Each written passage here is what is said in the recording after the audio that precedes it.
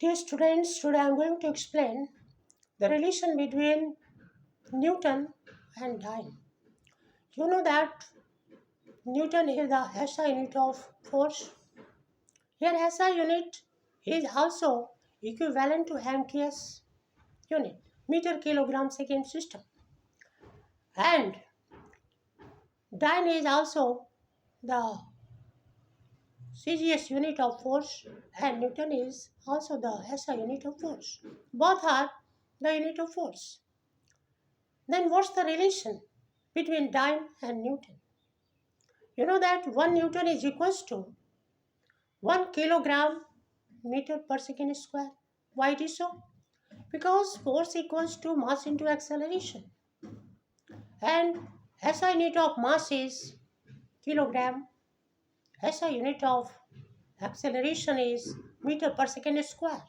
So it becomes 1 kg meter per second square.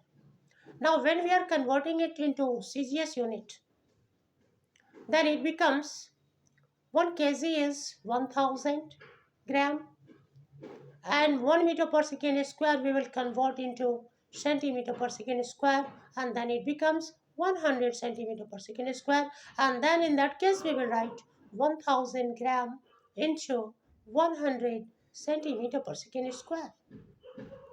So in this case you find it becomes 10 to the power 5 gram centimeter per second square.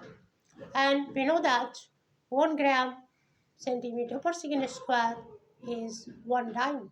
And that's why 10 to the power 5 gram centimeter per second square is equals to 10 to the power 5 dyne.